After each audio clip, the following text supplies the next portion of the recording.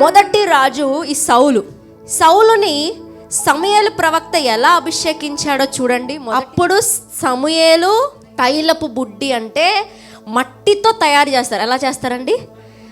మనిషి కూర్చుని ఏం చేస్తాడంటే మట్టితో ఆ బుడ్డిని ఏం చేస్తాడు, తయారు చేసి ఈ యొక్క సమూయేలు ఏం చేస్తున్నాడంటే సౌలు పైన వేస్తున్నాడు.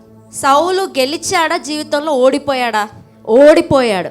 దేవునికి అవిధేయత చూపించి దేవుడే పక్కకి నెట్టేశాడు. కానీ దావీదు గెలిచాడు. ఎందుకు గెలిచాడు?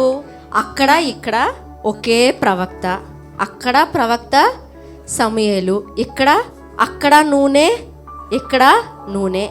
ఒక రాజు గెలిచాడు, ఒక రాజు ఓడిపోయాడు. ఒక్కటి తేడా వస్తుంది. తైలపు బుడ్డి అక్కడ, ఇక్కడ తైలపు కొమ్ము. తైలపు కొమ్ము ఎలా వస్తుందండి?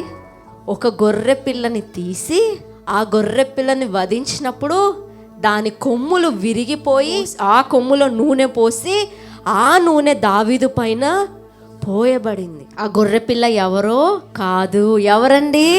యేసయ్య. తైలపు బుడ్డి అంటే మనుష్యులు తమ స్వనీతితో తయారు చేసేది. మనిషి హస్త కృత్యము, మనిషి యొక్క నీతి. మనిషి నీతిని బట్టి రాజు అయిన వాడు ఓడిపోయాడు, సౌలు ఓడిపోయాడు. దేవుని నీతి బట్టి రాజు అయిన దావీదు నిత్యము నిలిచిపోయాడు. హల్లెలూయా.